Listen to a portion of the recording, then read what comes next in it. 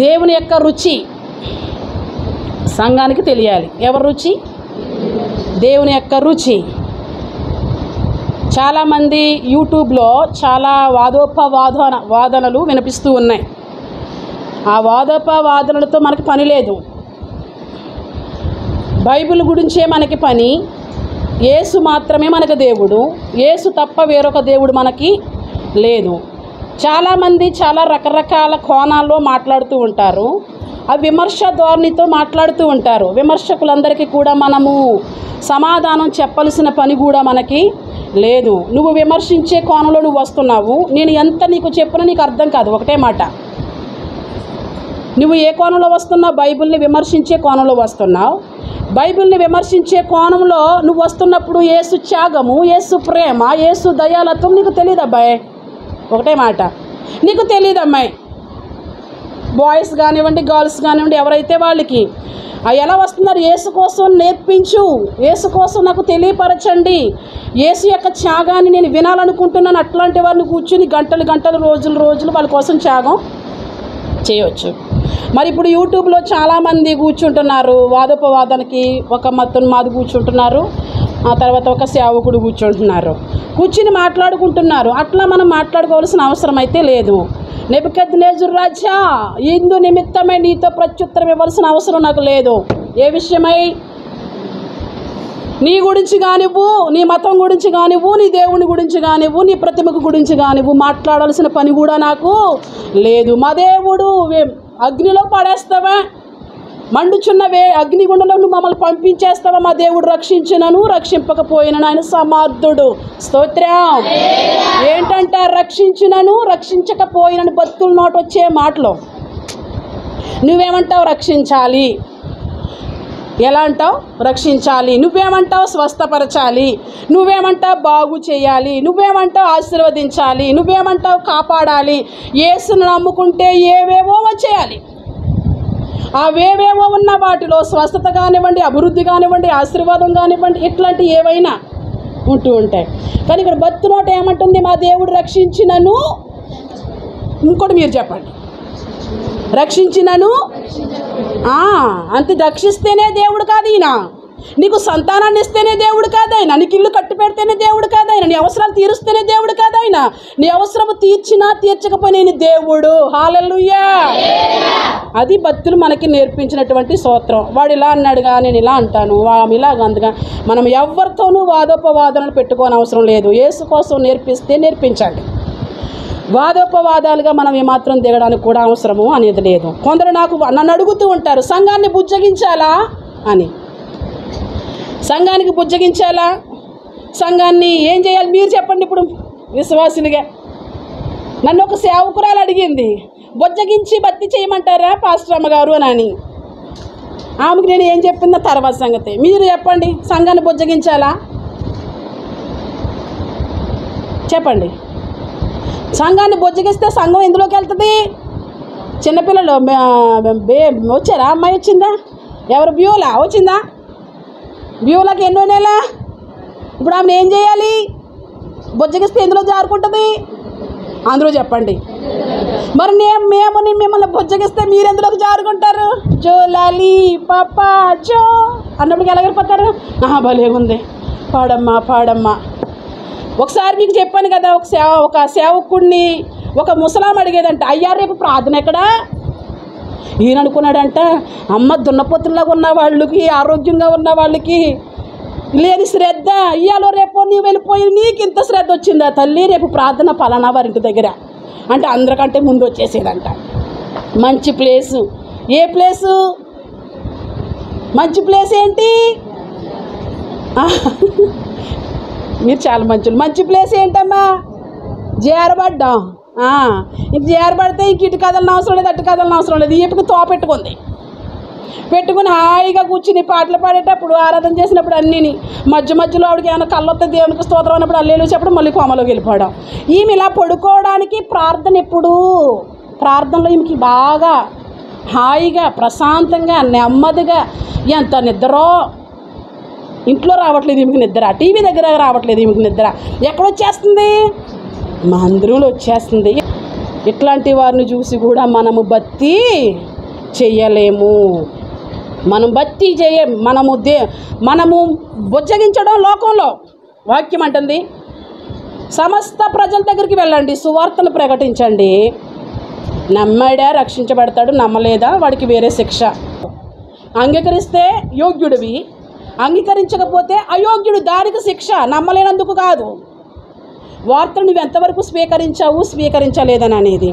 లోకంలో ఉన్నప్పుడు వారిని బుజ్జగించి వారితో మాట్లాడి వాళ్ళ దగ్గరికి వెళ్ళి నా అమ్ము కాదు బాబు కాదు, వాక్యము అగ్నిలో నుంచి లాగమంటుంది. ఎందులోంచి లాగమంటుంది? అగ్నిలోంచి లాగమంటుంది. అందుకు నీ విషయమే నేను ప్రయాసపడుతున్నాను అని ఎవరిని బుజ్జగించాలా? ఎవరిని బుజ్జగించి మందిరంలోకి తీసుకురావాలి? ఎవరిని? బయట ఉన్న వాళ్ళనా లోనున్న వాళ్ళనా? బయట ఉన్న వాళ్ళని బుజ్జగించు, బయట ఉన్న వాళ్ళని లాలన చెయ్యి, బయట ఉన్న వాళ్ళని పాలన చెయ్యి. గెడ్డం పట్టుకో, అవసరమైతే కాళ్ళు పట్టుకో. ఎందుకు నా కాళ్ళు పట్టుకుంటున్నావంటే రేపు ఆరని అగ్నిలోకి వెళ్ళిపోతావు, అందుకు నేను నీ కాళ్ళు ఇక్కడ పట్టుకుంటున్నాను అని అలా ప్రయాసపడు. లోకంలో ఉన్న వారికి మరి బుజ్జగించిన తరువాత ఈయనే దేవుడని రుచి చూచిన తరువాత, లోపలికి వచ్చిన తర్వాత పాఠాలు నేర్చుకున్న తర్వాత నిన్నేం చేయాలి? ఏం చేయాలి చెప్పండి? ఏం చేయాలి? ఇంకా బుజ్జగించాలా? బుజ్జగించి తీసుకొచ్చి ఇక్కడ కూర్చున్నావు. కొన్ని మార్లు అమ్మ బుజ్జగించింది, నాన్న బుజ్జగించారు, ఎవరొకరు బుజ్జగించారు, మొత్తం మీద వచ్చి కూర్చున్నావు. ఎవరొకరు ప్రార్థన చేస్తే బుజ్జగిస్తే వచ్చి ఇక్కడ కూర్చున్నావు. ఇక్కడికి వచ్చిన తర్వాత నేనేం చేయాలి? హెచ్చరించాలి. స్తోత్రం. ఇంకేం చేయాలి? బుద్ధి చెప్పాలి. ఇంకేం చేయాలి? ఖండించాలి. రాంగ్ చేస్తున్నావు, రాంగ్ వేలు వెళ్ళిపోతున్నావు, అక్రమ గుండా వెళ్ళిపోతున్నావు. ఎప్పుడు లోపలికి వచ్చిన తర్వాత ఈ ఖండించేటప్పుడు, ఈ బుద్ధి చెప్పేటప్పుడు, ఈ హెచ్చరించేటప్పుడు నిలవబడిందే సంఘం. హల్లెలూయా. ఒక సామాన్యమైన సేవకుని ఎదుట నువ్వు నిలవబడలేకపోతున్నావు, రేపొద్దున దేవుని ఎదుట నిలవబడాలి. నువ్వు రుచి చూసి వచ్చావు దేవునికి. ఎలాంటి వాడిని రుచి చూసి వచ్చావు? మటన్ రుచి తెలుసు నీకు, చికెన్ రుచి తెలుసు నీకు కదా. నన్ను అంటారు మీరు ఇంట్లో చికెన్ వండుతుంటేనమ్మా తాడి చెట్టు దాకా వస్తుంది, కొబ్బరి చెట్టు దాకా వస్తుంది. అయ్యో ముక్కు పేలిపోతుంది, ప్రార్థనలో కూర్చోవాలనిపించదు నాకు. ఏమన్నా పెడితే కొంచెం కొట్టేయాలనిపిస్తుంది, కడకు ఒక మొక్కన్నా పెడతాం అనుకుంటున్నాను. ఇలాంటి సోదలని చెప్తారు కదా. మీరు చెప్పడమే కాదు, నా కూతురు కూడా చెప్తుంది.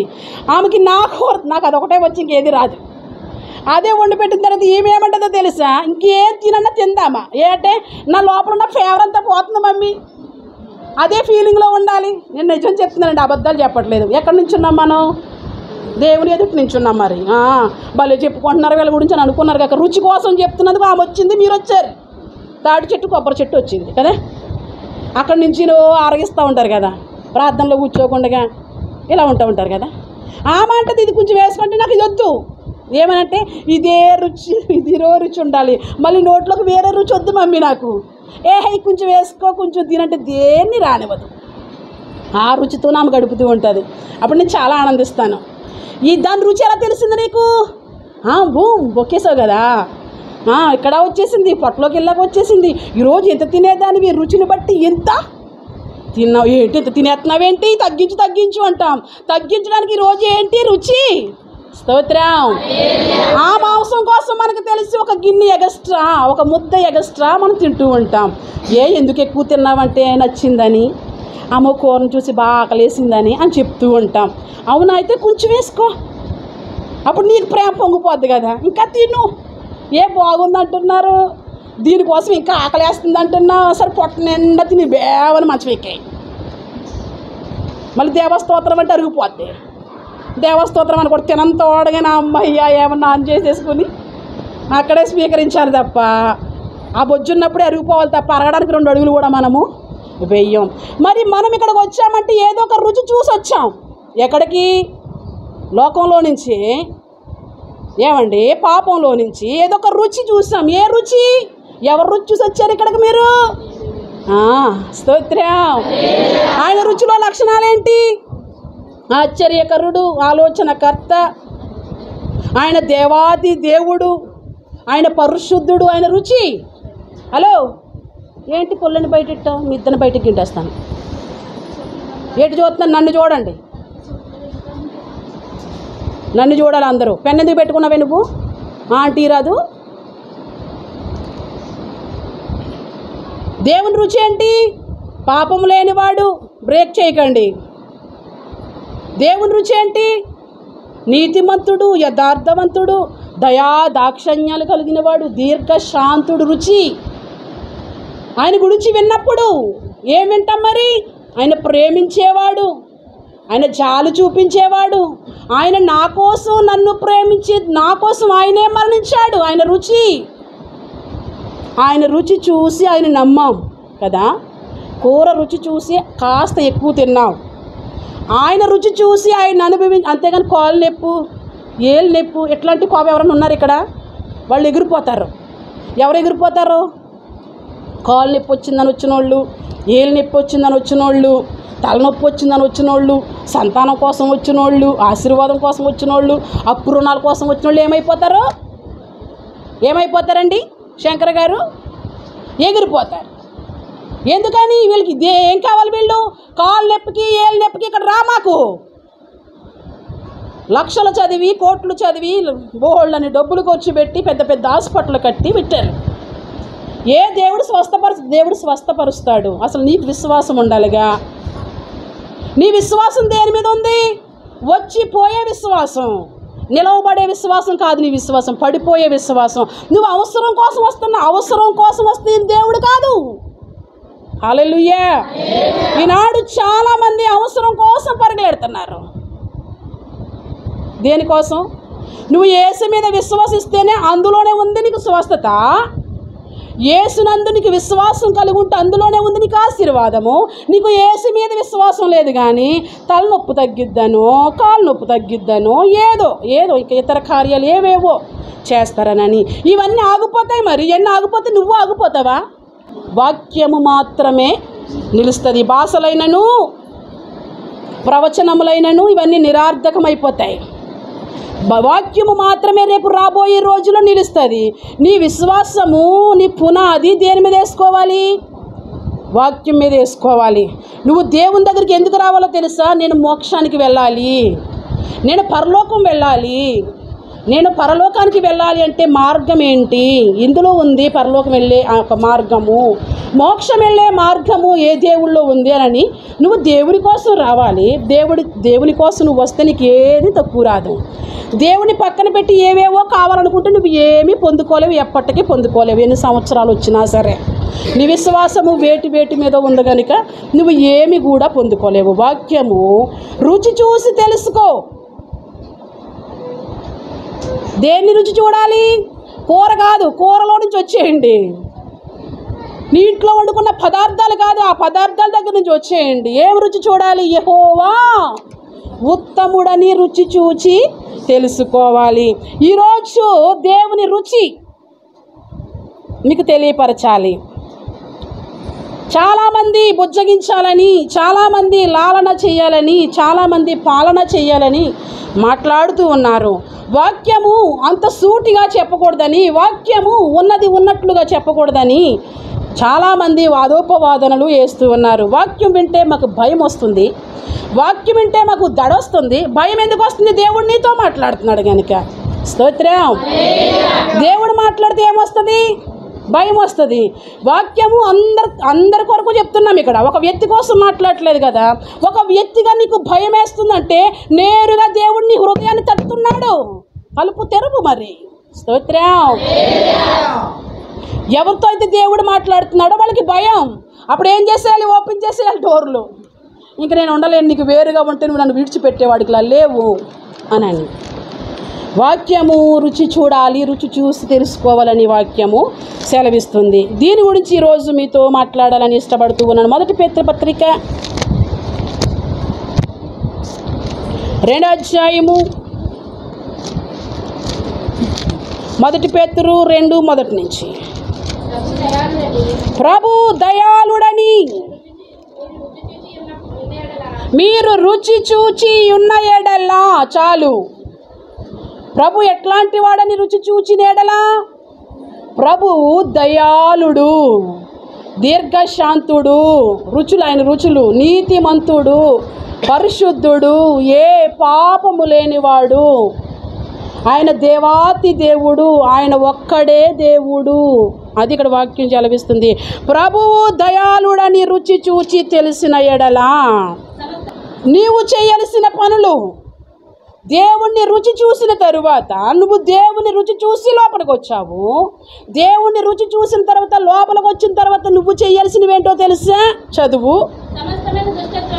సమస్తమైన దుష్టత్వమును, సమస్తమైన కపటమును, వేషధారణను, అసూయను, సమస్త దూషణ మాటలు మాని. చాలు. రుచి చూసావు దయాళుడని, రుచి చూసి లోపలికి వచ్చినప్పుడు నువ్వేం చేయాలి? ఇప్పుడు రుచి చూసిన తర్వాత ఏం విడిచిపెట్టాలి? నీళ్ళు ఆయనలో కల్మషం లేదు. ఎవరిలో లేదు కల్మషం? దేవునిలో కల్మషం లేదు. మరి దేవుని దగ్గరకు వచ్చి నీకు చెప్పండి, ఓయ్ దేవుని దగ్గరకు వచ్చి నీకు ఏముండాలి? వాక్యం వింటున్నావా? నేను అందరినీ చూస్తాను. నేను బైబిల్ చేతిలో పట్టుకున్నాను కదా, వాక్యం చూస్తున్నాను అనుకుంటారులే. నీ బొంద, నేను అలా అనుకోను. నువ్వు ఆలోచించినా చెప్తాను కదా. దేవుని మందిరానికి వచ్చిన తరువాత, దేవుడు ఉత్తముడని రుచి చూచి లోపలికి వచ్చిన తరువాత నువ్వేం చేయాలి? దేవుల్లో ఏం లేదు, దుష్టత్వం లేదు, దూషణ, వాళ్ళని దూషించడం, వీళ్ళని దూషించడం, వాళ్ళని అపహాస్యం చేయడం, వీళ్ళని అపహాస్యం చేయడం, వాళ్ళని హేళన చేయడం, వీళ్ళని హేళన చేయడం ఎవరిలో లేదు? దేవుల్లో లేదు. దేవుడు పాపిని కూడా తీసుకొచ్చి, పాపిని దేవుడు ధర్మశాస్త్రాన్ని ఎలా చెప్తాడో, దేవుడు తీర్పు ఎలా తీరుస్తాడో, దేవుడు ప్రేమిస్తాడో, దేవుడు శిక్షిస్తాడో ఈరోజు దేవుడంతా చూద్దాం. ఎవరంతా చూద్దాం? ఎవరనుకుంటున్నారు? ప్రధానులు, తెలివెక్కువైన వాళ్ళు, చదువు ఎక్కువైన వాళ్ళు. దేవుడిని ఒకసారి చూద్దాం అని అనుకుని ఎట్టకాలకి ఎక్కడో ఒక పాపిష్టి పనులు చేసి దొరికిపోయింది ఒక ఆమె. ఆమె ఆచార ప్రకారంగా ఆమె ఏం చేయాలి? పాపం చేసి దొరికిన ఆమెను ఏం చేయాలి? రాళ్ళు తీసుకుని కొట్టి చంపాలి. అంటే ఆమె మీద ఏముండాలి? మట్టి కాదు కప్పి పెట్టడం, పాతి పెట్టడం, పెట్టి కాదు పాతి పెట్టడం. మరి ఏం పాతి పెట్టాలి? రాళ్ళు. ఆమె కింద ఉండాలి. ఆమె చేసిన పనికి మాలిన పనులు బట్టి ప్రతి ఒక్కరు కొట్టతే ఆ రాళ్ళతో ఆమె సమాధి పూర్తవ్వాలి. ఇది వాళ్ళ యొక్క క్రమము, వాళ్ళ యొక్క పద్ధతి. ఇట్లాంటి పరిస్థితుల్లో దేవుని దగ్గరికి తీసుకొచ్చారు. నువ్వు చెప్పు, దేవుడు కదా, నువ్వు ఎట్లా తీర్పు తీరుస్తావునని. అప్పుడు ఈయన ఏం చేస్తున్నాడు? ఆమె సంగతి పక్కన పెట్టి ఫస్ట్ 10 మంది తీసుకొచ్చారా, 20 మంది తీసుకొచ్చారా, 30 మంది తీసుకొచ్చారా, 50 మంది తీసుకొచ్చారా, ఏమైనా 100 మంది తీసుకొచ్చారా, ఎంతమంది తీసుకొచ్చారు అనేది అనవసరం. దేవుడు అంటున్నాడు కాదు, సరే మీ చేతే వాళ్ళు ఆమెను కొట్టేస్తాను, కానీ ముందు ఒక పనిష్మెంట్ అని చెప్పి రాయడం ప్రారంభించాడు. ఎవరి పేర్లు? మీ పేర్లు పెట్టేసుకోండి అక్కడ, వాళ్ళ పేర్లు మనకెందుకు? నువ్వు చేసే నీచమైన కార్యాలు, నువ్వు చేసే పనికి మన కార్యాలు నీకు కనిపించట్లేదు. మరి ఏం చేస్తావు? వెంటనే ఒక రాయి డామ్ వేస్తావు. ఎవరి మీద? పాపిస్టు వాళ్ళ మీద వేసావా? సరే, కానీ నీతిమంతుల మీద కానీ రాయేసావా? సరైన సమయం చూసి ఇందుకాయి కీడు, ఇందుకాయి శాపం, ఇందుకాయి దోషం అని తెలియకుండా దేవుడు కొడతాడు. స్తోత్రం. ఆమె దేవుడు కొడతాడంటే నీ పనులను బట్టి. స్తోత్రం. ఈరోజు వాదోపవాదంలో దేవుడు శిక్షించడం ఏంటి? శిక్ష ఎందుకు? నువ్వు మంచిగా ఉంటే నీకు శిక్ష ఎందుకు వస్తుంది? మంచిగా ఉన్నవాడిని దేవుడు శిక్షించాడా? చెడ్డగా ఉన్నవాడిని దేవుడు శిక్షించాడా? మరి నువ్వు చేసే పనులకు ప్రాయశ్చిత్తం ఎలా వస్తుంది? నీకు బుద్ధి చెప్తేనే కదా. అప్పుడు వీళ్ళందరూ అట్లా చూస్తున్నారు, ఏం రాస్తున్నాడా అని. వాళ్ళ పేరు కనిపిస్తే వాళ్ళు రాయి అక్కడే వదిలేసి వెళ్ళిపోయారు. మళ్ళీ ఇంకొకరు వచ్చి చూస్తున్నారు, ఏంటి రాయి పట్టడానికి వచ్చినోడు వదిలేసి వెళ్ళిపోతున్నాడు ఏంటి అనుకుని మరొకడు వచ్చి చూశాడు. వాడి పేరు కనిపించింది, వాడు చేసిన జాబితా కనబడింది, వాడు వదిలేసి వెళ్ళిపోయాడు. ఇలా అందరూ వచ్చి చూసుకుని అందరు లోపాలు ప్రభు రాస్తే అందరూ రాయిలు వదిలేసి వెళ్ళిపోయారు. అప్పుడు ఒక్కతే నిలబడింది. ఈయనేం చేస్తాడో నన్ను, ఈయనేం శిక్షిస్తాడో నన్ను, అప్పుడు ఆయన పని అయిపోయి ఆ మొంకి ఇలా చూసి, అమ్మా ఎవరు ఏం చేయలేదా నిన్ను? ఎవరు ఏం చేయలేదు, నేను కూడా నిన్నేం చేయను. ఆప్షన్ ఇచ్చాడు అక్కడ. ఏమిచ్చాడు? వాళ్ళు ఏం చేయలేదని చేసావుగాక. ఫస్ట్ అవకాశం ఇస్తాడు ఆయన. 1-2 అవకాశాలు వస్తాయి కదండి. అందుకే కదా నీతిమంతుడు 7 మార్లు పడినా ఏం చేస్తాడట? లేస్తాడట. ఎన్ని పడతాడు. అలాగే నేను పడతా ఉంటానంటే రాంగ్. అది నేను పడతా ఉంటాను అంటే రాంగు. కానీ ఈమెను నేను కూడా నిన్నేం చేయను, ఇట్లాంటి పాపిష్టి కార్యాలు ఇంకెన్నడెన్నటికీ కూడా చేయకు. ఏం చేశాడు ఆయన? దయాళుడు. స్తోత్రం. ఆయన దయ నీకు తెలుస్తుంది. అలానే క్షమించాలి. ఎప్పటి వరకు క్షమించాలి? ఆమె ఎన్ని కుటుంబాలు కూలుస్తున్నా, లేకపోతే గాడు ఎన్ని కుటుంబాలు కూలుస్తున్నా క్షమించాలి. నో, దానికి వాక్యం ఒప్పుకోదు. చాయిస్ అనేది ఒకదానికి మాత్రమే. ఇక్కడ రుచి చూసి వచ్చాం. ఎక్కడికి వచ్చాం? ఆయన ఉత్తముడని రుచి చూసి వచ్చిన తర్వాత నీలో ఏముండకూడదో తెలుసా? దుష్టత్వం ఉండకూడదు. 2 ఏముండకూడదు? సమస్తమైన కపటము ఉండకూడదు. ఇంకేముండకూడదు? వేషధారణ. పైకి ఒకలా, లోపల ఒకలా. ప్రార్థన ఇస్తే బాబు ఉన్నారా? ఇట్లాంటి వాళ్ళు ఉన్నారు. ఎక్కడున్నారు? నా సంఘంలో ఉన్నారు. దమ్ముందా? చెప్పే దమ్ము. బత్తులన్నీ ట్రీట్మెంట్ ఇవ్వను నేను ఎప్పుడు.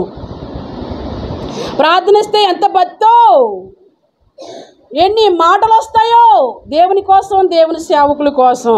మరి అట్లా నువ్వు నడిపిస్తున్నావా? అట్లా నువ్వు జీవిస్తున్నావా? అట్లానే నీ కుటుంబాన్ని కడుతున్నావా? ప్రార్థించిన రీతిగా కడుతున్నావా కుటుంబాన్ని? కుటుంబ విషయంలో ఏ భారం కలిగి ఉన్నావు? పెదవులు కదా, సమయం వచ్చింది కదా, ఈ పక్కది భక్తిహీనురాలు, ఈ పక్కది భక్తిహీనురాలు అని టప్ టప్ టప్ టప్ అని మాట్లాడేస్తున్నావు. క్రీస్తు కొరకు జీవించండి, క్రీస్తు కొరకు బ్రతకండి అని వాక్యము సెలవిస్తుంది. ఏమంటుంది? సమస్త దుష్టత్వము, కపటన, వేషధారణ. అదే పైకొకలాగా లోనొకలా ప్రార్థన చేస్తాం కదా, పాటలు పాడతాం కదా, భక్తి లేకపోయినా దేవుని మాటలు చెప్తాం కదా. దేవుని మాటలు చెప్పినా నేను కూడా వేషధారనే. నాలో దేవుడు చెప్పిన లక్షణాలు లేకపోతే నేను కూడా ఎవరిని? వేషధారి కోవకు వెళ్ళిపోవాలి. ఎందుకని? నువ్వు వాక్యంలో ఉన్న మాట చెప్పావు కానీ వాక్యంలో ఉన్న మాట కోసం నువ్వు జీవించలేదు కదా. హల్లెలూయా. ఏం చెప్పావు? నువ్వు మాట చెప్తున్నావు, వాక్యంలో ఉన్న మాట కోసం చెప్తున్నావు కానీ వాక్యంలో చెప్పిన మాటలా నువ్వు జీవించావా? జీవిస్తేనే నీకు వాక్యము నీ జీవితానికి అర్థమవుతుంది. జీవించకుండా చెప్తే అది నీ జీవితంలో ఏమైపోతుంది? ఫెయిల్ అయిపోతుంది. ఇక్కడ ఇంకేమంటుంది? వేషధారణ, అసూయ, సమస్త దూషణ మాటలు మాని. ఇలా మనం ఇంకొక పోస్ట్లోకి వచ్చేసాం. క్రొత్తగా జన్మించిన శిశువుని పోలిన వారై నిర్మలమైన వాక్యమును పాలవలన రక్షణ విషయములో ఎదుగు నిమిత్తము ఆ పాలను ఆపేక్షించుకునుడి. నువ్వు ఎలా ఉన్నావో తెలుసా? నువ్వు క్రొత్తగా జన్మించావు. ఈ క్రొత్తగా జన్మించినలో నీలో దుష్టత్వం కానీ, వేషధారణ కానీ, అసూయ కానీ, దేవుణ్ణి నమ్ముకుని మందిరానికి వచ్చి బాప్తిసం తీసుకుని నువ్వు ఏ పిల్లవైపోయావు? ఏ పిల్లవైపోయావు? క్రొత్తగా ముంచి లేపుతారు కదా నిన్ను. అంటే పాత క్రియలన్నీ చనిపోయినాయి, మరొక క్రొత్త జన్మను వెత్తావు. హల్లెలూయా.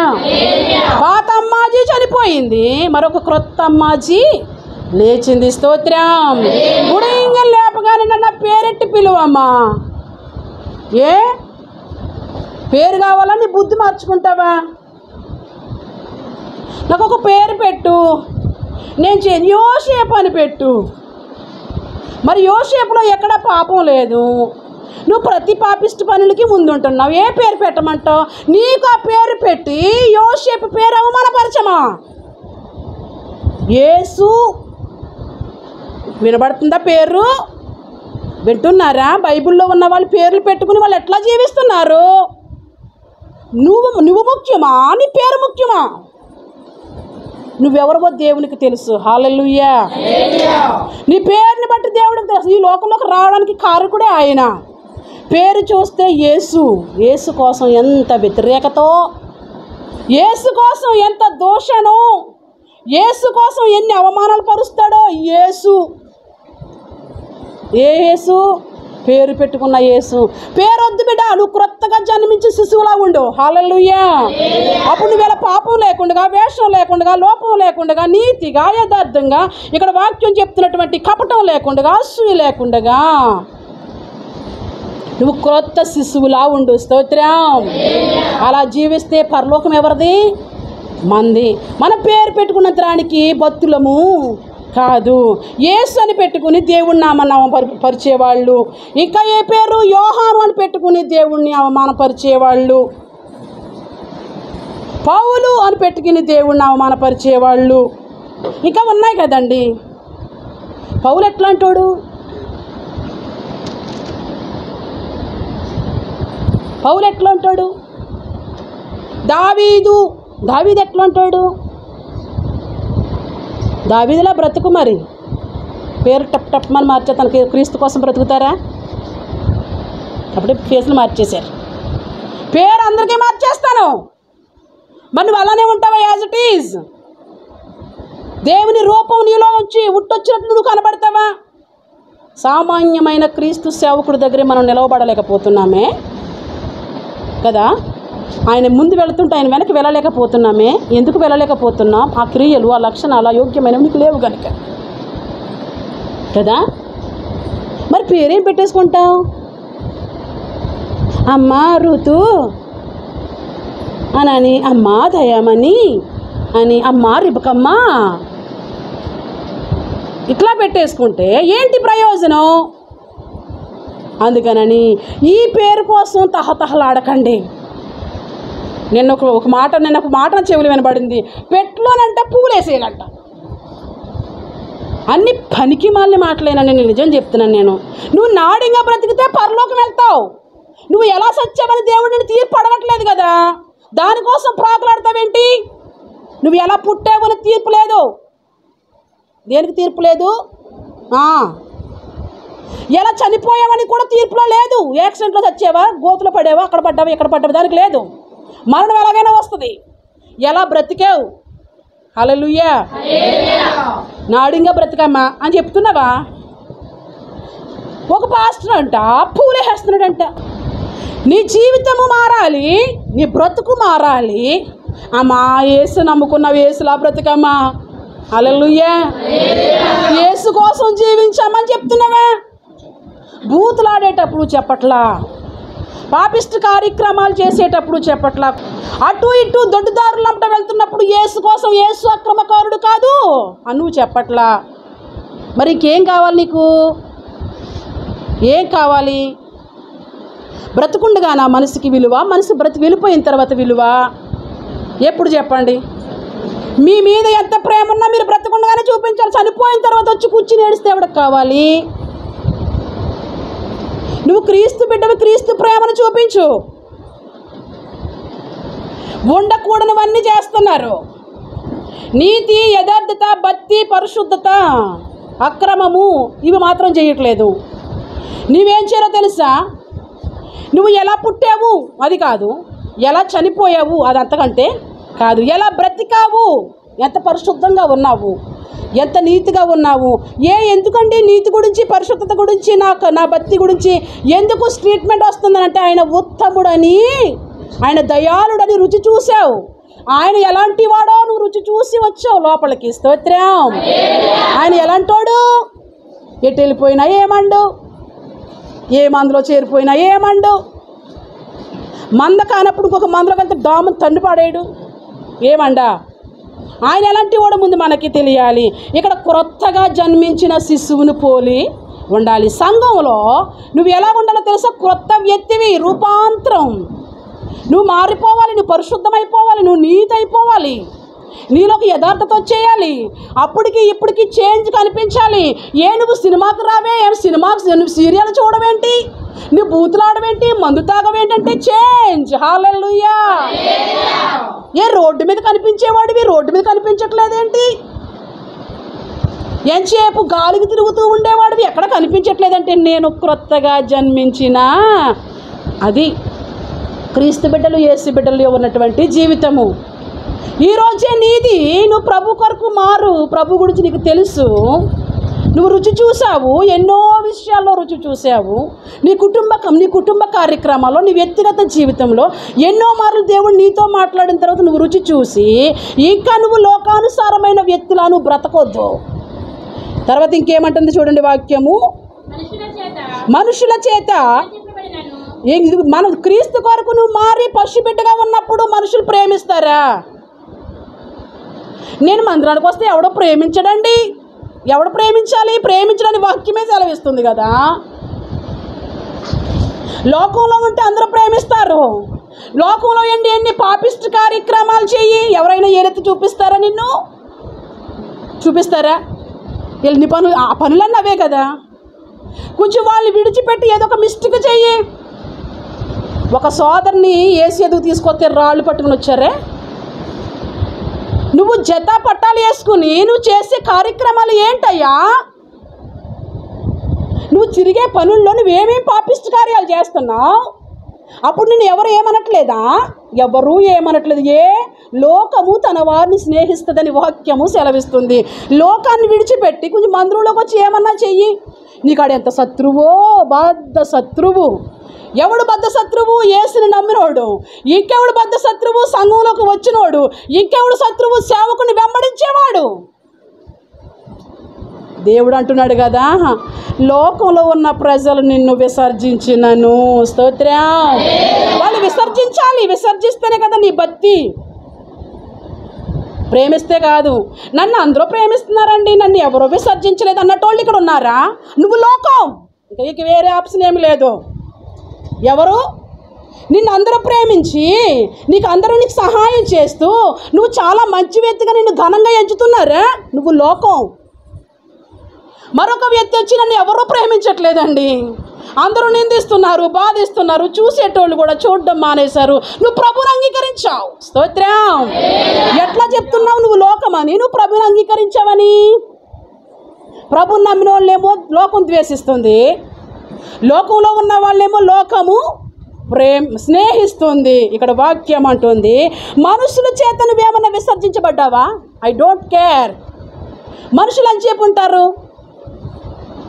నేను ఆ సోదరిని చూసి, మీ అత్తయ్య గారండి ఆ అత్తయ్య గారిని చూసి ఇక్కడికి వచ్చి పోని ఏడ్చాను. నేను ఎంత ఏడుపు ఏడ్చాను. ఎందుకని ఆవిడకి అప్పటికి ఇంకా పోలేదు, ఆవిడ బ్రతికే ఉన్నారు. మరి ఎందుకమ్మా నువ్వు అంతగా ఏడ్చావంటే, మరణం ఎలాగైనా వస్తుంది. పసిబిడ్డలు వెళ్ళిపోతున్నారు. ఒక న్యూస్ చూశాను నేను.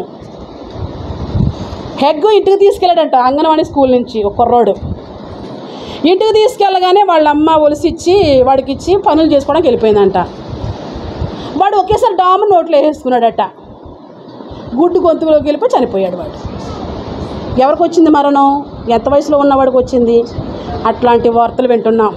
మీరందరూ ప్రార్థన అయిపోయిన తర్వాత ఇంకొక వార్త చూసాం. భర్తని, చిన్న కుమారుణ్ణి కాపాడాలని వరద వచ్చేస్తుంది, ఇంట్లోకి వచ్చేస్తుంది. వరద ఇంట్లోకి వచ్చేస్తున్నప్పుడు ఈ బయట ఉండి చూస్తూ ఆమెకి ఫోన్ చేస్తూ లోపలికి వచ్చేసింది. డోర్స్ అన్నీ ఊడిపోయి నానిపోయి, మీరు అటుకెక్కండి అని అంది. ఆమె డాక్టర్గా చేస్తుందట. చాలా అందంగా కూడా ఉంది, తెలివయింది. డాక్టర్ చేస్తుందట. ఆ మాత్రం జ్ఞానం ఉండదా ఏంటి?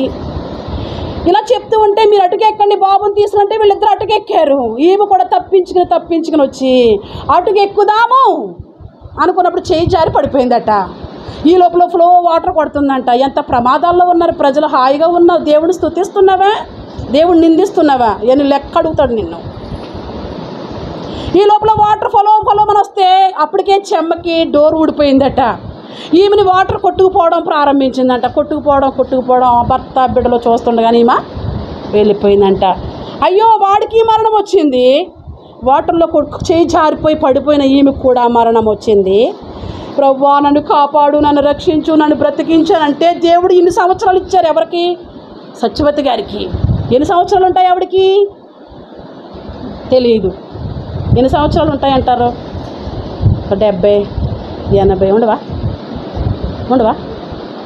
90 వరకు ఉంటాయా? అంగో అంటే మధ్యలో వెళ్ళిపోయిన వాళ్ళు ఉన్నారు, సగం వయసులో వెళ్ళిపోయిన వాళ్ళు ఉన్నారు. ఇదిగో దేవుడు కాచి కాపాడి ఒక వయసు. అంగో మరియమ్మ గారు 90 సంవత్సరాలు అంటుంది. అక్కడ వరకు వస్తే అక్కడ వరకు బ్రతికి ఆగిందా, వెళ్ళిపోయిందా? అండ్ వెళ్ళిపోతావా ఉంటావా? అది నేను ఏడుస్తా. ఎప్పటికైనా వెళ్ళిపోయేదే ప్రభువా. ఆడు వెళ్ళిపోయాడు, వాళ్ళు వెళ్ళిపోయారు, ఇదిగో రేపో ఎల్లుండో మా సత్యవతి కూడా వెళ్ళిపోద్ది అంటే ఏం చెప్తున్నారు వీళ్ళందరూ? ఏం చెప్తున్నారు నీకు వీళ్ళందరూ? ఎంతమంది చనిపోయిన వాళ్ళు చూసి నువ్వు మారుతున్నావు. ఈ లోకం నాకు స్థిరం కదనుకుంటున్నావు, దేవుడే స్థిరం అని అనుకుంటున్నావు. తినడమే స్థిరం అనుకుంటున్నారు కొంతమంది, తాగడమే స్థిరం అనుకుంటున్నారు కొంతమంది, ఈ లోకమే స్థిరం అనుకుంటున్నారు కొంతమంది. ఈ లోకం స్థిరం కాదు. ఈమెను దేవుడు చల్లగా చూస్తే మంచం మీద ఎలా అయిపోయింది? నేను ఎవరినో తెలుసా? అమ్మాజీ గారు ఎన్ని ముద్దులు పెట్టేదో. వాళ్ళు చిన్న కోడలు అనుకుంటాను, ఒకసారి మీరు చూడండి, మీరు పిలవండి ఆమెని అంది. అమ్మ నేను ఎవరో తెలుసా అంటే పెద్దగా కళ్ళే చూసింది. అప్పుడు వరకు కదలలేదు, ఇల్ల ఏదో అంది. చాలా బాధ అనిపించింది. ప్రభు ఇంకేమని ప్రార్థన చేయను, నాకు ప్రార్థన రావట్లా, వీళ్ళేం ప్రార్థన చేయండి అంటున్నారు. ఏమని చేస్తాం? కాపాడమనా? ఏమని చెయ్యం? తీసుకెళ్ళిపోనానా? అది అనలేం. ఎన్నో మార్లు పాస్టర్ గారిని అడిగేది, మనవడ గారు స్తోత్ర, మనవడ గారు నేను వెళ్ళిపోవాలని ప్రార్థన చేయండి. మనవడు మనవరాలు ఎంత ఆప్యాయతో ఆమెకి. క్రీస్తు ప్రేమ నుండి ఎవరు వేరు చేస్తారు నిన్ను? ఏ మనుషుడు వేరు చేస్తారో? ఆమె పిలుపు. అయ్యగారు అని సంబోధించేటప్పుడు, అమ్మగారు అని సంబోధించేటప్పుడు ముచ్చల్లా మాట్లాడింది. వెళ్ళి ఆప్యాయత, అమ్మో నా మనవరాలు వచ్చిందని అంటే ఏం తింటావు అన్నాను నేను. నువ్వేం పెట్టినావు? తింటానమ్మా. పాస్టర్ గారు నెలలో బిర్యానీ తీసుకురండి అన్నాను. పాస్టర్ గారు బండి వేసుకుని డుర్రుమని బిర్యానీ ప్యాకెట్ తీసుకొచ్చారు. కడుపు నిండా తిను. స్తోత్రం. అలాగే నమ్మ అప్పుడప్పుడు రామ్మా, నన్ను చూడ్డానికి రామ్మా, నా అమ్ము కాదు, నా మనవరాలో కాదు. ఎంతో బ్రతిమాలింది. నీ అమ్మ ఈమె అంటుడిది, ఎప్పుడు బిజీ షెడ్యూల్, అందరిని కాపాడు, దీవించు, వాళ్ళు ఇలా వీళ్ళు ఇలా, వాళ్ళు హాస్పిటల్లో ఉన్నారు, వాళ్ళు ఇంట్లో ఉన్నారు, వాళ్ళు రోడ్డు మీద ఉన్నారు. ఇది ఈ బిజీ షెడ్యూల్లో పద్దాకా వెళ్ళలేకపోయేదాన్ని. అంటే మరణము ఎవరికైనా వస్తుంది. ఆమె కప్పు పైన బరకం వేస్తారు కదా, ఆ బోన్స్ పైన స్కిన్ మాత్రమే ఉంది, ఓపిక లేదు, ప్రాణం మాత్రమే ఉంది. ఆమెను చూసి ప్రభువా ఈ జీవితం ఇంతే, నీకోసం బ్రతకాలి నాయన, లోపాలు సరిచేయి ప్రభువా, పాపాలు సరిచేయి ప్రభువా. సత్యవతి లోకాన్ని విడిచినట్లు నేను కూడా ఏదో ఒక రోజు లోకాన్ని విడవాలి ప్రభువా. ఇక్కడ కన్ను మూస్తే నీ దగ్గరికి రావాలి ప్రభువా. ఎంతమంది ప్రార్థన చేసుకున్నారు ఆమెను చూసి? వెళ్ళిపోయిందిలేండి. మారమండి మేము. మీరు అట్లా చెప్తారేంటి? మారం. అలా మారితే మమ్మల్ని అందరూ విడిచిపెట్టేస్తారు. ఎవరిని విడిచిపెడతారు? ప్రతి ఒక్కరు ఇంటిలో వాళ్ళు ఉన్న వాళ్ళందరూ సత్యవతి గారికి సపోర్ట్ చేశారు. నేను స్తోత్రం. ఆమె ప్రభువుని నమ్ముకుంది, ఆమె ఇష్టాన్ని నెరవేరుస్తాం. ఎవరు వ్యతిరేకంగా మాట్లాడలేదు ఆమె భక్తి జీవితానికి. హల్లెలూయా. నేను ఆమె కార్యక్రమాలు ఎంత బాగా జరిగినాయో దేవుని స్తుతించాం. పాటలు, ఆరాధన, ప్రార్థన, వాక్యము. స్తోత్రం. ఆమె యాత్ర ఎలా వెళ్తుంది? అలా వెళ్ళకపోతే, తగిన రీతిలో సమాధి చెయ్యకపోతే ఎక్కడ చచ్చిపోవాలంట? పిండం దగ్గర చనిపోవాలంట. అంటే పిండం విలువ ఎక్కడ తెలుస్తుంది క్రైస్తవులకి? మరణం దగ్గర తెలుస్తుంది. ఎవరు చెయ్యాలో వాళ్ళే చెయ్యాలి, ఎవరు రావాలో, ఎవరు చేతుల మీదుగా నువ్వు వెళ్ళాలో వాళ్ళే చెయ్యాలి. నేను చాలా సంతోషించాను అమ్మకు ప్రేమ చూపించేంతగా ఆమె కార్యక్రమం అలా వెళ్ళడంతో. అందరూ జనమే పాటలు పాడుతూ, అందరూ ఫొటోస్ తీసుకునేవారు, ఫొటోస్ వీడియో తీసుకునేవారు. వీడియోలు దేవుడిని అక్కడ మహిమపరిచాం. ఎవరి ద్వారా ప్రార్థన చేస్తున్నాం? ప్రభువా ఆమె ఇంట్లో నుంచి ఎవరన్నా తోడికి రండి. ఎవరింట్లో నుంచి? సత్యవతి గారి కుటుంబంలోంచి కొన్ని ఆత్మలు తోడికి రండి ప్రభువా. ఆమెతో నా ఇంటికి రక్షణ ఆగిపోకూడదు అని. మనుషులు ప్రేమిస్తారని బైబిల్ చెప్పట్లేదు బిడ్డ, మనుషులు ద్వేషిస్తారని చెప్తుంది బైబిల్. అదే కదా ఇక్కడ, మనుషుల చేత విసర్జించబడినను నీ దేవుడి దృష్టికి ఏర్పరచబడినది అమూల్యమును సజీవమునైన, ఏంటమ్మా? సజీవమైన రాయి. ఎవరు నిన్ను ద్వేషిస్తున్నారా? ఎవరైనా? నువ్వు సజీవమైన రాయి, నీ విలువ అమూల్యం. హల్లెలూయా. నిన్ను ప్రేమిస్తున్నారా? నువ్వు జాగ్రత్తగా దేవునిలోకి రావాలి. దేవునిలో నువ్వు లేవు, నువ్వు అమూల్యమైన రాయివి కాదు, నువ్వు అమూల్యము కాదు, నీ విలువ అమూల్యము కూడా కాదు. రాయి క్రీస్తే, ఆ బండ క్రీస్తే. నిన్ను ప్రేమిస్తుంటే నువ్వు అమూల్యమైన రాయివి కాదు, నీ పేరు అమూల్యము కూడా కాదు. నిన్ను ద్వేషిస్తున్నారా? నువ్వు అమూల్యమైన రాయి. స్తోత్రం. బంగారాన్ని ప్రేమిస్తారా? బంగారాన్ని ద్వేషిస్తారా?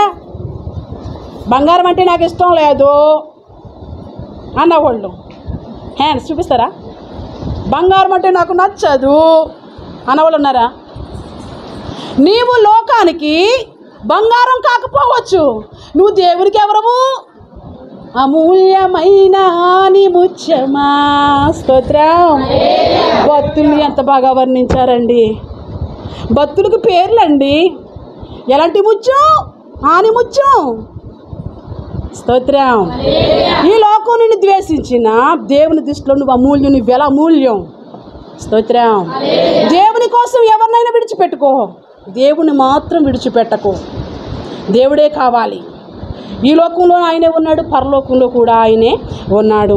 ఇక్కడ వాక్యం అంటుంది కదా, అమూల్యమును సజీవమైన రాయగు ప్రభువునద్దకు వచ్చిన వారై యేసుక్రీస్తు ద్వారా దేవునికి అనుకూలమగు ఆత్మ సంబంధమైన బలులను అర్పించుటకు.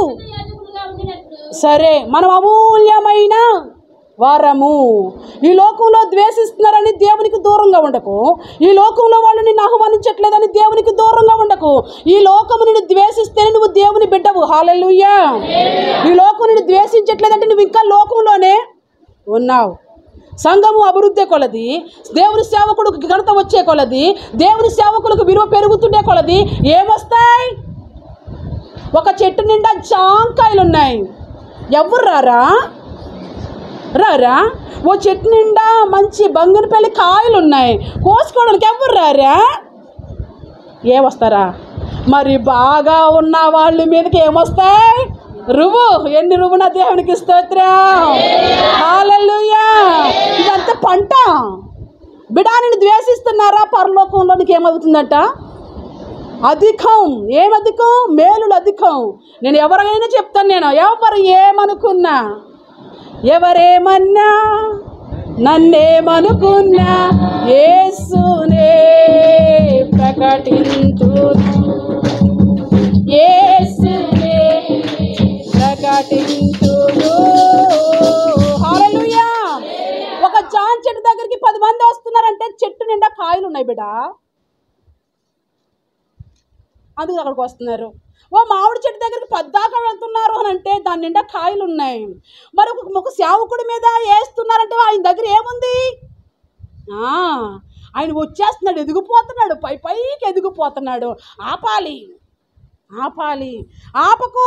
ఆపకుండా రాయిలు వెయ్యాలి. పరలోకంలో అవే కదా టన్నులు ఆశీర్వాదం. ఎవరో దూషిస్తున్నారని నువ్వు ఫీల్ అయిపోయి దేవుని విడిచిపెట్టమాక. దూషించడం మంచిది. హల్లెలూయా. నువ్వు పాడతావుగా, నోరు తెరవలేదా ఏ ప్రేమ, బదులు పలకలేదా ఏ ప్రేమ. మరి ఆ ప్రేమ నీకు ఏ పాఠం నేర్పింది? నువ్వు నోరు తెరవకో. దేవుని కోసం నేను ఎవరేమైనా ఇక్కడ నీకున్న విలువ, దేవుని మందిరంలోకి వచ్చిన నీకు, దేవుని ఆరాధిస్తున్న నీకు, ఉత్తముడని రుచి చూచిన నీకు నీ విలువ ఎంతంటే అమూల్యం. హల్లెలూయా. ఈ అమూల్యాన్ని బుజ్జగించాలా? ఈ వస్తువు నాకు వద్దండి, వేరే వస్తువు చెయ్యండి అని అంటే ఆ వస్తువుని పాడు చేయడం కోసం ఎందులో వేస్తారు? అగ్నిలోసి కాల్చి వేరొక వస్తువు చేస్తారు కదా. నువ్వు అమూల్యం. మరి నువ్వు కాల్చాలి, నువ్వు కొలువులోకి రావాలి, నిన్ను చెక్కాలి. చెక్కేటప్పుడు బాధ రావాలి. చెక్కడం ఎక్కడా? ఒక మంచి పాత్ర తయారవ్వాలంటే ఎక్కడా? బయట నుండి లోపలికి వచ్చిన నీవు మంచి వ్యక్తిగా, క్రీస్తు బిడ్డగా, ఒక అమూల్యమైన రాయిగా నువ్వు లోపల ఒక సువర్ణంగా మార్చబడాలి. హల్లెలూయా. మరొక మాట కనిపిస్తుంది. వాక్యం అంటుంది కదా, నా వాక్యము, నా మాట అగ్ని వంటిది కాదా, బండను బద్దలు చేయు సుత్తి వంటిది కాదా. వాక్యానికి వాక్యం ఎలాంటిదంట? నా మాట అగ్ని వంటిది కాదా. ఏ మాట? దేవుని మాట. ఎలా ఉంటుందంటే అగ్ని అమూల్యం ఎలా మార్చబడుతుంది? అమూల్యం మార్చబడాలంటే అగ్ని ఉండాలి అక్కడ. అది ఎంత క్వాలిటీయో తెలియాలంటే, ఒక వ్యక్తి క్వాలిటీ తెలియాలి అంటే ఏముండాలి? అగ్నితో పరీక్ష. అప్పుడు అగ్ని చేత పరీక్షించబడిన తర్వాత నీ దగ్గరికి వస్తుంది. ఎంత అందంగా ఉన్నావో, అందం రావడానికి ఎంత కష్టపడింది, అంత అందంగా తయారు చేయడానికి ఎన్ని దెబ్బలేయబడింది, అంత సువర్ణంగా మార్చబడి ఎక్కడ చేపించుకున్నావు అని అడుగుతున్నారంటే దానికి శ్రమ, దాని కష్టం, దాని ఫలితం ఎంత. నన్ను కొట్టకు, నన్ను తిట్టకు అంటే అలా అయ్యిద్దా? నన్ను కాల్చకు, కాల్చిన తరువాత అమూల్యమయ్యింది. వాక్యము నా మాట అగ్ని వంటిది కాదా? బండను బద్దలగొట్టే పలకబడిన వాక్యమా, పగలగొట్టిన వాక్యం అంటే పగలగొట్టే వాక్యం. దేన్ని పగలగొడుతుంది? రాతి గుండెను. దేన్ని పగలగొడుతుంది? మొండివాడిని. ఇంకా దేన్ని పగలగొడుతుంది? బండవాడిని. దేని చేత? పగలబడిన వాక్యమే. వాక్యం విత్తుతున్నప్పుడు పగిలిపోవాలి మొండోళ్ళు. స్తోత్రం. వాక్యాన్ని విత్తుతున్నప్పుడు పగిలిపోవాలి బండ హృదయాలు. ఇంకా వాక్యాన్ని విత్తుతున్నప్పుడు బద్దలసిపోవాలి రాతి గుండులు. స్తోత్రం. వాక్యము అగ్ని వంటిది. స్తోత్రం. ఏ వాక్యం మీ హెడ్డింగ్ చెప్పండి అంటే పగలగొట్టే వాక్యం, లెఫ్ట్ అండ్ రైట్. స్తోత్రం. దేవుని మాటకి ఎంత పవర్ ఉంది. ఫలానా ఛానల్ చూడండి అయ్యా అని ఒక దేవుని సేవకుడికి చెప్తే, దేవుని సేవకుడు పలకబడిన వాక్యమా, పగలగొట్టే వాక్యమా అని అడుగుండో. ఈరోజు నేను చెప్తున్నాను పగలగొట్టే వాక్యం. వాక్యం విత్తుతున్నప్పుడు పగిలిపోవాలి, అప్పుడే కదా బయటికి రావాలి. సెగ్గొడ్డుందా? పిండాలా? పిండితే పగులుతుందా? పిండకుండా పగులుతుందా? ముట్టు మాకు అంటే పగిలిద్దా? ముందనేమను మాకు అంటే పగులుతుందా? దాని ద్వారా నువ్వు నరకం అమ్మ దీన్ని టచ్ చేసి చూడు, దీన్ని పిండండి, దీన్ని కొయ్యండి అవసరమైతే. ఈరోజు నేను చెప్తున్నాను వాక్యం పగలగొడుతుంది నాడు ప్రజల్ని. హల్లెలూయా. వాక్యం ద్వారా అనేక మంది పగలబడుదురుగాక, మొండి వాళ్ళు పగలబడుదురుగాక, బండ హృదయాలు పగలబడునుగాక. యేసు నామములో వాక్యానికి ఎంత పవర్. అగ్ని. ఈరోజు ఇక్కడ ఈ కొలువు ఉంది మనకి, రేపు నిన్ను నన్ను ఆయన అగ్నిలో వేసి పుటం చేస్తాడు. ఎందులో వేసి? నువ్వు ఎక్కడికి వెళ్తున్నావో తెలుసా? సంఘంలోకి వచ్చిన వాళ్ళకంట మేయాలంట, అగ్నిలోకి వెళ్తాం. అగ్నిలో నిన్ను కాల్చిన తర్వాత, నువ్వు పరీక్షించబడిన తర్వాత నీ రూట్ ఏంటో తెలియాలి. స్తోత్రం. నీ రూటు, నీ గమ్యము, నీ తీరు ఏంటో తెలుస్తుంది. దేవుడు నిన్ను ఎక్కడ చేస్తాడు? నేరుగా పరలోకంలో కూర్చోబెట్టడు. ఎక్కడ కూర్చోబెట్టాడు? పరలోకంలో కూర్చోబెట్టడండి. నేరుగా తీసుకెళ్ళిపోయి నేను పరలోకంలో ఉంటానేమని అనుకోకు. నువ్వు ముందు అగ్ని చేత పరీక్షించబడాలి. దేవుని దగ్గరికి వస్తే ఏవేవో కలుగుతాయని అనుకోకు బిడ్డ. యోబు వాలే ఒళ్ళంతా కుల్లినా తండ్రిని స్తుతించేదెను. పాడండి. యోబు వాలే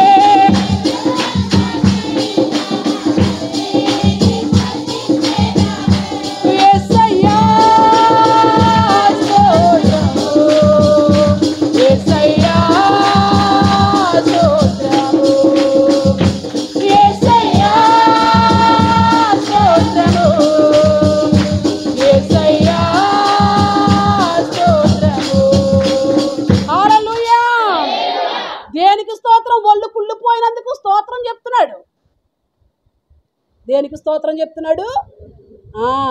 మరి దేవుడు ఉంటే స్వస్థపరచబడాలి కదా. అక్కడ పరీక్ష వచ్చింది.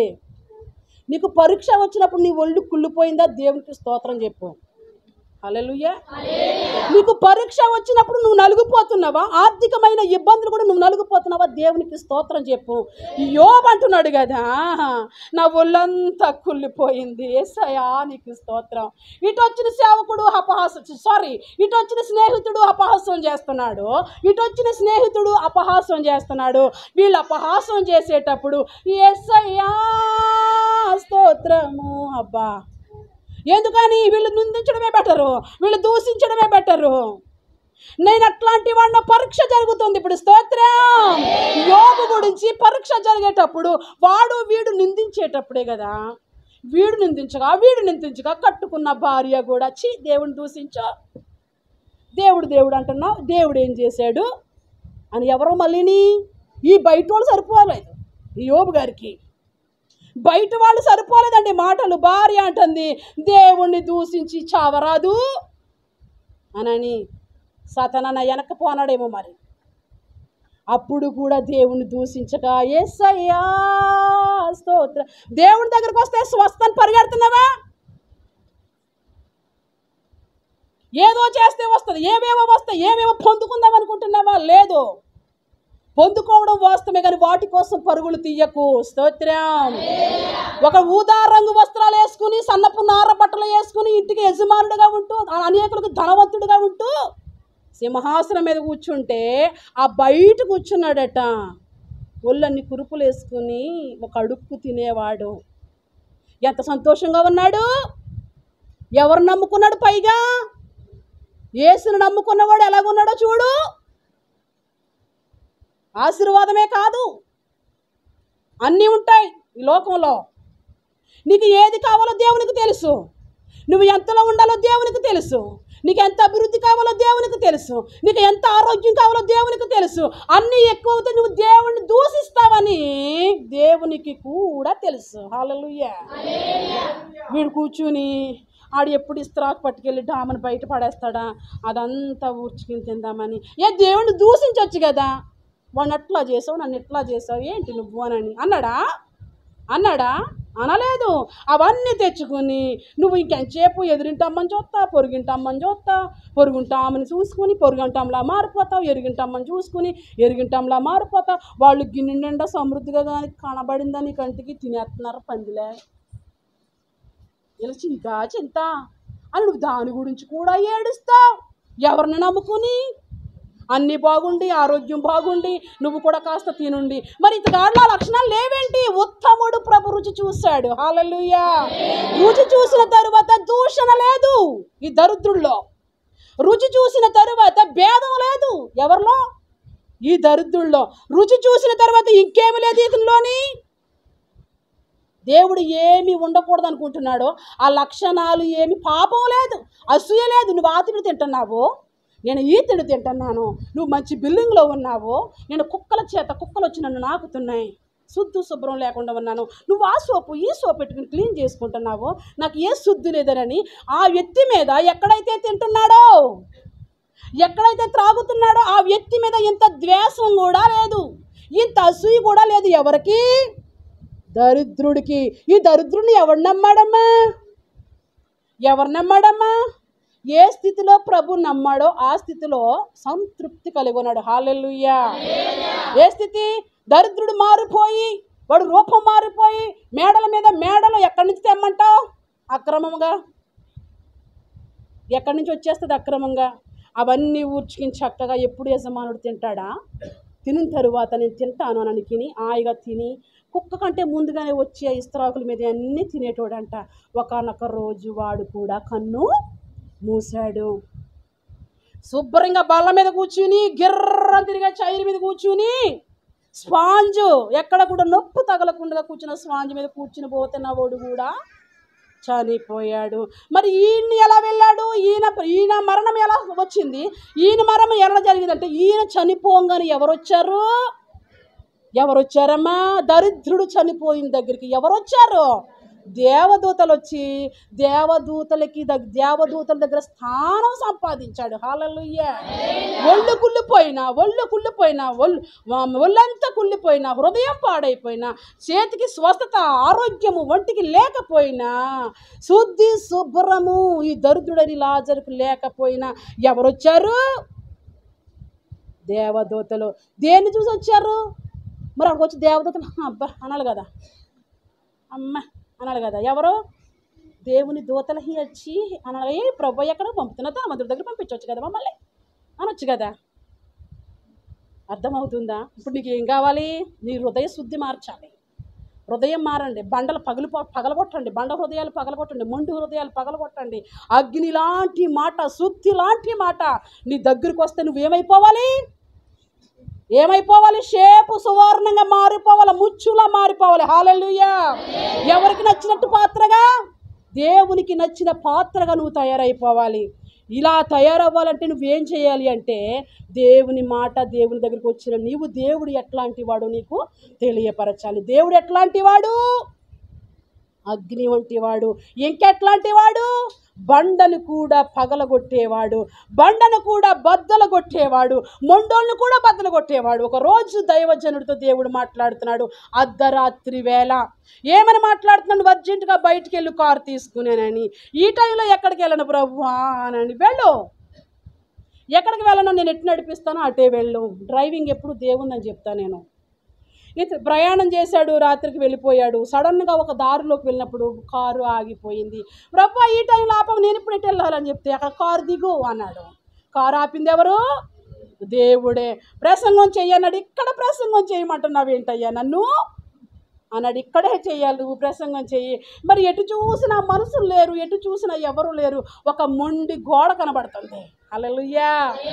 అక్కడికి వెళ్ళి మాట్లాడుతున్నాడు, ఓ మొండి గోడ. హల్లెలూయా. ఆ మొండి గోడ ఉన్నాడు బందిపోటు దొంగ. హల్లెలూయా. దొంగను ఎవరు చూశారు? సేవకుడా. దొంగని దేవుడు చూశాడు, సేవకుడు పంపించాడు అక్కడికి. హల్లెలూయా. ఇతగాడు ఇంకెవ్వరు లేరు, ఏమీ లేవు, నేను ఈ మొండి గోడతోనే మాట్లాడుతున్నాను ఇప్పుడనని. ఓ మొండి గోడ అంటే, ఓ మొండివాడ. తర్జుమా ఎవరు చేస్తున్నారు? స్తోత్రం. నువ్వు ఏ దేవుణ్ణి కలిగి ఉన్నావు? మాట్లాడే దేవుణ్ణి కలిగి ఉన్నావు. ఇంకా నామకార్థమైన జీవితమే జీవిస్తున్నావు. ఎన్నాళ్ళు మొండి గోడగా ఉంటావంటే అతగాడికి వినబడుతుంది, ఎన్నాళ్ళు మొండి బ్రతుకు. అతగాడు చేసినవి ఎంతమంది కుటుంబాలు కూల్చాడో, ఎన్ని దొంగతనాలు చేశాడో, ఎన్ని హత్య కార్యక్రమాలు చేశాడో, ఇవన్నీ మొండి గోడతో దేవుని సేవకుడు మాట్లాడుతుంటే ముగించేశాడు. వాక్యం అయిపోయింది. ప్రభువా ఈరోజు ఈ మొండి గోడతో మాట్లాడాను, ఇక్కడ తీసుకొచ్చి మాట్లాడినప్పటికీ ప్రార్థన ఆమె అన్నప్పుడు ఈ మొండు కాళ్ళు మీద పడిపోయాడట. వాడు ఒళ్ళంతా రోమాలు, వాడు ఒళ్ళంతా చూస్తే భయంకరంగా ఉంటే, అయ్యో బాబు ఈ పాస్టర్ గారు వెళ్ళిపోయాడట. ఎవరు నువ్వు అంటే, ఇప్పుడు దాకా నువ్వు నాతోనే కదా మాట్లాడా, ఎవరు అడుగుతున్నావేటి? స్తోత్రం. దేవుడు మాట్లాడేవాడు. హలో, ఆయన మాట అగ్ని. స్తోత్రం. నమ్మిన వారు బిగ్గరగా ఒక స్తోత్రం చెప్పండి. దేవుని మాట బండను బద్దలు కొట్టే మాట. స్తోత్రం చెప్పండి. జీవం ఉందా నీలో? జీవముందా? జీవం లేదా? జీవము కలిగిన సంఘముగా ఉండండి. ఏ సంఘంగా? అప్పుడు నిన్ను ఏం చేయాలి? నీ రూపం ఏంటంటే, నేను నీతో వచ్చేస్తాను, నాతో నువ్వు ఎక్కడికి వస్తావు? బండిపోతు దొంగలు కూడా ఈరోజు సేవ చేస్తున్నారు. హల్లెలూయా. ఎవరు సేవ చేస్తున్నారు? నేను మాట్లాడే దేవుని కలిగి ఉన్నాను. నా రక్షకాలని దేవుడు నాతో మాట్లాడాడు. నేను దేవుని కొరకు ఒక ప్రతినిధిగా, దేవుని కోసం ఒక పుస్తకంగా నేనే ఉంటాను. స్తోత్రం. దేవుని కొరకు నేనే ఒక సాక్షిని. ఎలా సాక్షి అంటే, పలానా అర్ధరాత్రి టైంలో దేవుడు వచ్చాడు, ఇప్పుడు నేను ఇంట్లోకి ఎట్లా తీసుకెళ్ళినయ్యా, నా భార్య చూడగానే వెళ్ళిపోద్ది, నీ రూపం చూడగానేనని జాగ్రత్తగా తీసుకెళ్ళి ఒక ఇంట్లో పెట్టాడంట. ఈమెను చూడగానే ఇత్తగాడిని తీసుకొచ్చావేంటి ఇంట్లోకి అంటే, నువ్వు అనుకున్నంత భయంకరమైన వ్యక్తి ఏమి కాదు. దేవుడు నన్ను పంపించాడు కదా. ఆ మొండి గోడ దగ్గర ఇతగాడున్నాడు. దేవుడు ఇతనితో మాట్లాడాడు. నేను ప్రభు తట్టు తిరుగుతానన్నాడు. నేను చేసినవి, నేను పలికినవి అన్నీ ప్రభు మీ ద్వారా మాట్లాడాడు అని అన్నాడు. రేపటి నుంచి మంచి మనసుగా మారతానంటున్నాడు. నీకేం కాదు, నువ్వు వెళ్ళిపో అని అన్నాడు. పాస్టర్ గారికి ఆ వ్యక్తికి మధ్య సంభాషణ జరిగింది. ఆ మనిషి, ఆ వ్యక్తి, ఆ దొంగోడు, ఆ బండోడు, ఆ మొండోడు ఒక అమూల్యముగా మార్చబడ్డాడు. హల్లెలూయా. అమూల్యంగా మార్చబడాలంటే విడిచిపెట్టాలి. ఏం చేయాలి? విడిచిపెట్టాలి. పౌలు అంటాడు కదా, పాలతోనే పెంచుతున్నాను. దేంతో పెంచుతున్నాను? పాలతో ఎందుకు పెంచుతున్నా పౌలు గారు అని అంటే, నువ్వు శరీర సంబంధివి. ఇంకా అగ్గి ఎప్పుడు వస్తుంది? ఇంకా అక్కడికి ఆ శరీర సంబంధమైన దగ్గరికి అగ్గి ఎప్పుడు వస్తుంది? అగ్గి వచ్చి ఎప్పుడు ఆ బండను పగలగొడుతుంది. సంఘాన్ని బుజ్జగించాలా, సంఘాన్ని చేరపట్టుకోవాలా, సంఘాన్ని దైవావేశం ద్వారా వాక్యాన్ని చెప్పి హెచ్చరించాలా? ఏం చేయాలి సంఘాన్ని సేవకుడు? చెప్పండి, ఏం చేయాలి? వాక్యాన్ని ఖండించాలి. వాక్యపు వెలుగులో లోపం నీ చూపిస్తే నువ్వు మారాలి. అంత బుజ్జగించు. ఏం చెయ్యి? బొజ్జగించు అనే ఆప్షన్ రాంగు. రకరకాల బోధలు, రకరకాల వింతలు, రకరకాల ప్రసంగాలు దేవుని విషయంలో దేవుని పేరు చెప్పి జరుగుతున్నాయి. నీ విశ్వాసము యేసు, నీ భక్తి యేసు, నిన్ను ఎవరు కూడా కదల్చడానికి ఇష్టపడదు. ఇప్పుడు మనందరినీ ఈ అమూల్యాన్ని, రాయిని దేవుడు కాల్చే చోటుకి తీసుకెళ్ళబోతున్నాడు. ఆ మాట చెప్పి నేను ముగిస్తాను. 1 కొరింథీ పత్రిక 3వ అధ్యాయము 1 నుంచి. ఓ సహోదరులారా, ఇక్కడ చూడండి, సంఘంతో మాట్లాడుతున్నాడు, లోకస్తులతో కాదు. ఆత్మ సంబంధమైన మనుషులతో మాట్లాడినట్లు. ఎవరితో మాట్లాడట్లేదంట? లోపలికి వచ్చిన సంఘంతో ఆత్మానుసారమైన విశ్వాసాలను డీల్ చేయలేకపోతున్నాడంట. పౌలు గారికి భయమేస్తుంది. ఎందుకు? ఎవరిని బట్టి పౌలు గారికి భయం వేస్తుందంటే సంఘాన్ని బట్టి భయం వేస్తుంది. ఏ మాట మాట్లాడితే ఏం జరుగుతుందో. నువ్వు మాట్లాడు, దేవుని మాట అగ్నిలా వెళ్తుంది వాళ్ళ దగ్గరికి. స్తోత్రం. నువ్వు మాట్లాడు, దేవుని మాట బండలా వెళ్తుంది, వాళ్ళ బండను బద్దలు కూడా వేస్తుంది. యేసునామములో సుత్తిలా వెళ్తుంది దేవుని మాట. స్తోత్రం. నువ్వు మాట్లాడితే దేవుని మాట ఎలా వెళ్తుంది? ఆ శరీర సంబంధమైన మనుషుల్లోకి సుత్తిలా వెళ్తుంది. నువ్వు మాట్లాడితే దేవుని మాట ఇంకెలా వెళ్తుంది? ఓ మొండివాడని పిలిస్తే ఓ మొండిగోడని పిలిస్తే ఒక మొండివాడ అని వినబడినట్లుగా నువ్వు మాట్లాడితే దేవుని మాట అగ్నిలా వెళ్తుంది. స్తోత్రం. అగ్నిలా వస్తుంది దేవుని మాట. దేవుని మాట సుత్తిలా కూడా వస్తుంది. సుత్తి వస్తే ఎలా ఉంటుంది? సుత్తి ఏం చేస్తుందని పని ఏం చేస్తుంది? సుత్తి పని ఏం చేయదండి. అది సుత్తి నా చేతిలోనే ఉంటుంది. నువ్వు అమూల్యంగా మారాలంటే దేవుని మాట నీ దగ్గరికి ఎట్లా వస్తుంది? సుత్తిలా వస్తుంది అంటున్నాడు. ఇక్కడ పౌలు అంటున్నాడు, నేను మీకేం చెప్పలేకపోతున్నాను. లోపలే ఉన్నారు కానీ శరీర సంబంధులు. ఎవరు ఒప్పుకుంటున్నారా? ఈనాడు చాలామంది నా సంఘంలో శరీరానుసారులు ఉన్నారని ఒప్పుకుంటున్నారా? అబ్బో మా భక్తి, అబ్బో మేమిట్లా, అబ్బో మా సంఘం, అబ్బో మా దగ్గర జనమా, మా సంఘాల. దేవునికి నీ కేర్ ఆఫ్ అడ్రస్తో పని లేదు, నీతో పని. హల్లెలూయా. నాదా నేనంటేనా? వాక్యం అంటుంది. అసలు పౌలు ఎవడు? అపోల్లో ఎవడు? అసలు ఎవడు? వాడెవడు అని అడుగుతుంది బైబిల్. అక్కడికి తీసుకెళ్తాను చూడండి. ఇక్కడ అంటుంది కదా, సహోదరులారా, ఆత్మ సంబంధమైన మనుషులతో మాట్లాడినట్లు నేను మీతో మాట్లాడకపోతిని, శరీర సంబంధమైన మనుషులేననియు. ఎలా ఉన్నారంట? నేను పసిబిడ్డగా ఉంటాను, నేను ఇంకా పాలే తాగుతాను. పాలు తాగేవాళ్ళు పసిబిడ్డలు, అన్నం తినేవాళ్ళు ఆత్మానుసారమైన మనుషులు. హల్లెలూయా. పౌలు అంటున్నాడు, మీకు అన్నం పెట్టాలనుకుంటున్నాను.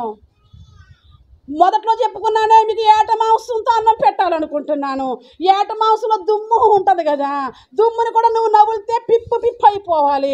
అప్పుడు ఆ దుమ్ములో ఉన్నటువంటి, ఆ మూలుగులో ఉన్నటువంటి ఆ గొట్టంని పీకితే నీ బాడీకి ఇమ్యూనిటీ పవర్ ఇవ్వాలని నీకు అన్నం పెట్టాలనుకుంటున్నాను ఏట మాంసం వేసి. కానీ నువ్వెవరివి? నా ఎదుటిన్న నువ్వెవరివి? నువ్వు చూస్తే శిశువులుగా ఉన్నావు, నువ్వు చూస్తే పసిపిల్లగా ఉన్నావు. అందుకే నీకు మంచి మూలుగులతో నలిగి దుమ్ములు ఏమంటారండి మీ భాషలో? నలుగుతుంది కదా, పడితే కింద వేసి నవ్వులితే రసం వస్తుంది కదా. ఏంటది? దాని పేరు ఏమన్నా ఉందా? నానబారు దుమ్ము నవ్వులితే ఎంత టేస్టో, ఆ తుప్పు కూడా బయట ఏరిక, అది కూడా లోపలికి వెళ్ళిపోద్ది. బోన్స్ నవ్వుని వాళ్ళు ఉన్నారు ఇక్కడ. బోన్స్ నవ్వులితే తుప్పు బయటకు అయిపోద్ది కాదు ఇక. ఎందుకని ఎంత నవ్వులున్నా అబ్బో నవ్వులు తూ అని కంటే నవ్వులు కడుపులో పడేసుకోవడం బెటర్ అని డాబ్లు మింగేస్తాను నేనే. పౌలు అంటున్నాడు, మంచి ఏట మాంసం కోరేసి సంగమా మీకు పెడదామంటే మీరేంటో తెలిసే శిశువుల్లాగా ఉండి మళ్ళీ ఎక్కడికి వచ్చి ఆగిపోయినాక దుమ్ము అడు గుడ్డ ఆగిపోయి చచ్చిపోయినట్టుగా. వీళ్ళకి ఏట మాంసం పెట్టినప్పుడు ఆ ఎక్కడెక్కడ నాగిపోతే బ్యాక్ నీళ్ళు చేస్తాడేమోనని సంఘాన్ని సావకుండగా ఎంత కాపాడాడు పౌలు. అలా కష్టపడగా కొంతమంది పరిచర్య చేస్తూ, కొంతమందికి అపోజిట్ పౌలు గారికి కుడి భుజంగా ఎడం భుజంగా ఉన్న కడుకున్నారు.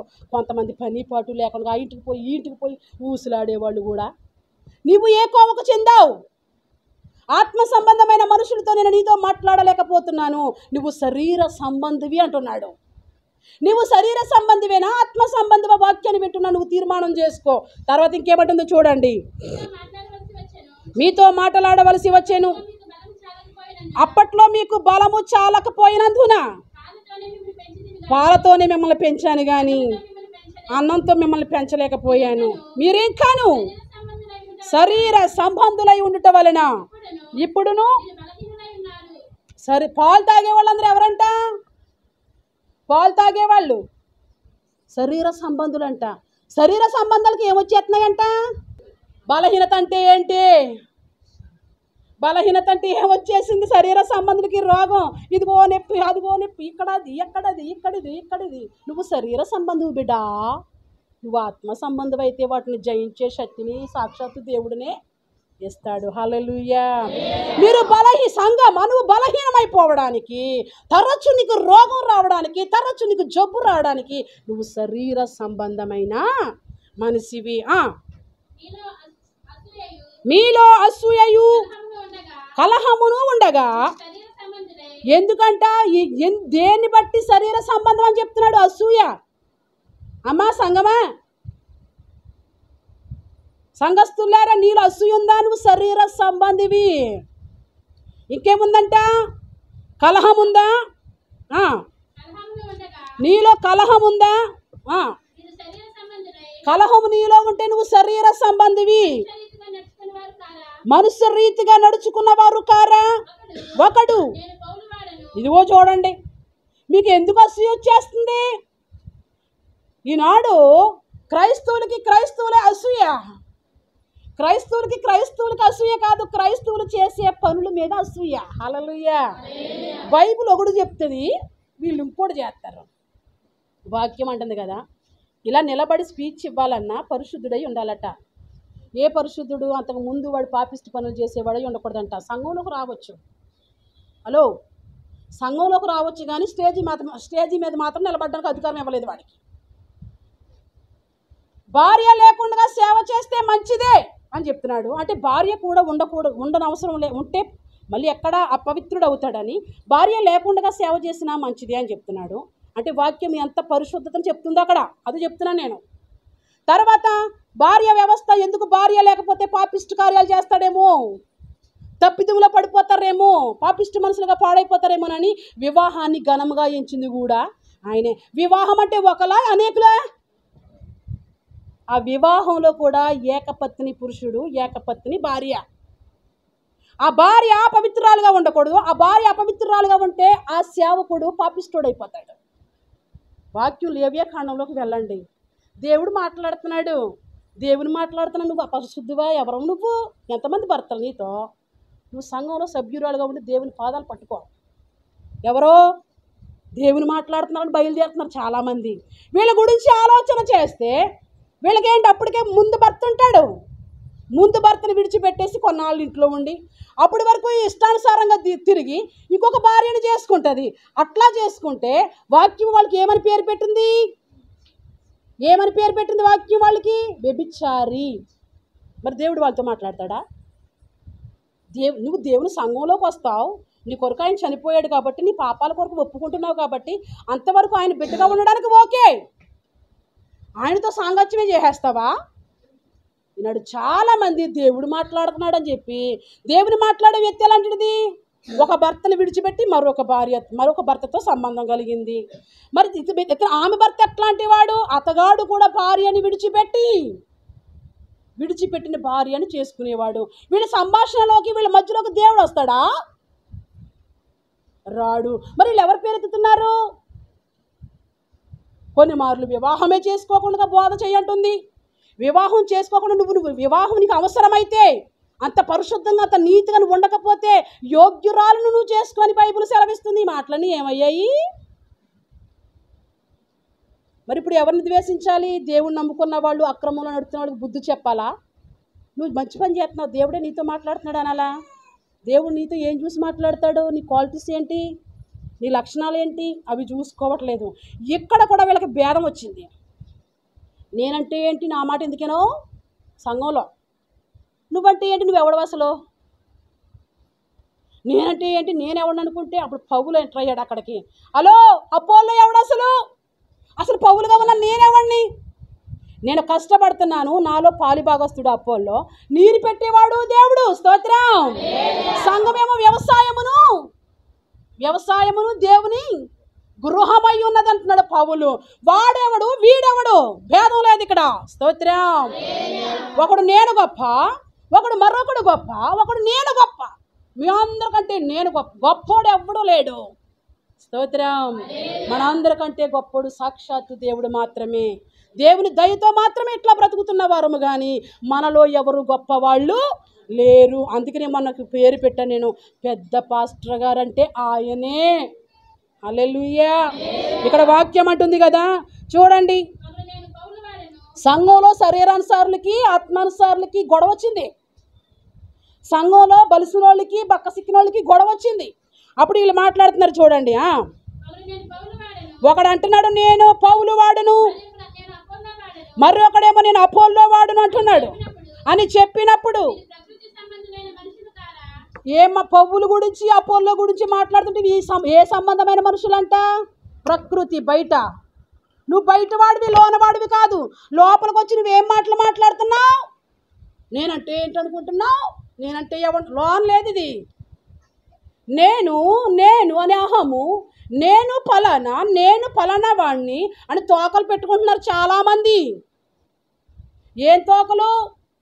వాళ్ళకున్న కులాన్ని బట్టి ఒక తోక పెట్టుకుంటే మా వాళ్ళందరూ వస్తారని. నువ్వేం చేస్తున్నావు? నిలబడి దేవుని యొక్క బైబిల్ పట్టుకుని బలాఢ్యుడు అని చెప్పుకున్న నీవు వాక్యాన్ని బోధించగా ఎవరికి బోధ చేస్తున్నావు? నీ ఇంటి వారందరికీ చేస్తున్నావా? నీ జాతి ప్రజల కోసం చేస్తున్నావా సేవ? నువ్వు జాతి ప్రజల కోసం సేవ చేస్తున్నావంటే సంఘాన్ని ఏం చేస్తున్నావు చెప్పండి? బలిసినోడని నేను బలిసినోడు అని చెప్పుకుంటున్నారు. ఎందుకంటే బలిసినోళ్ళు అందరూ అక్కడికి వెళ్తారని. అప్పుడు ఎంతో కష్టపడి ప్రయాసపడి దీవారాత్రులు శ్రమటూర్చి కన్నీళ్ళు కార్చి ఉపవాసాలు ఉండి నిద్ర లేక ఎవరి చేత ఎన్ని మాటలు తిన్నా, కొన్నిసార్లు గింజు కూడా తాక, కొన్నిసార్లు సరైన వస్త్రాలు లేక ఈ దేవుని కోసం నేను శ్రమపడి అనేకమైన ఆత్మను సంపాదించాలని కొంత టైం వచ్చినప్పుడు ఒక 100 మందిని సంపాదించి సంఘముగా కడితే ఇందులోకి వచ్చేసి నేను పౌలు వాడిని, నేనేమో అపోల్లో వాడిని. అప్పుడు పౌలు అంటాడు, అసలు అపోల్లో ఎవడు భేదం తీసుకొచ్చేవాడు ఎవడు? సంఘంలో భేదం తీసుకొచ్చేవాడు ఎవడు? వాడు ప్రకృతి సంబంధి. వాడు వెలుపట ఉండవలసిన వాడు, లోపట ఉండవలసిన వాడు కాదు. నేను అపోల్లో వాడిని అన్నవాడు ఎక్కడ ఉండాలి? పౌలు గారు చెప్తున్నారు ఎక్కడ ఉండాలి? నువ్వు బయట చూసుకో, నువ్వు ఎవడవో నీ అంతేంటో బయట చూసుకో. సంఘంలోకి వచ్చి నీ అంతేంటో చూడకో. సంఘంలో నువ్వు పసి బిడ్డవి, క్రీస్తు బిడ్డవి, అసూయ లేనివాడివి, మచ్చరము లేనివాడివి, లోపము లేనివాడివి, పాపము లేనివాడివి, అనగా పరిశుద్ధుడివి, అనగా సాక్షాత్తు దేవుని బిడ్డవి. ఎక్కడా? అమ్మ నేను దేవుని బిడ్డగా ఉండను, రా నీ అంతేంటో నేను చూస్తానంటే బయటికి వెళ్ళిపోయి నీ దమ్ము ఎంత ఉందో నీ దుమ్ము ఎంత ఉందో బయట చూసుకో. పౌలు ఎవడు, అపోల్లో ఎవడు అని అడుగుతున్నారు పౌలు. చూడండి ఇక్కడ, అపోల్లో ఎవడు, పౌలు ఎవడు?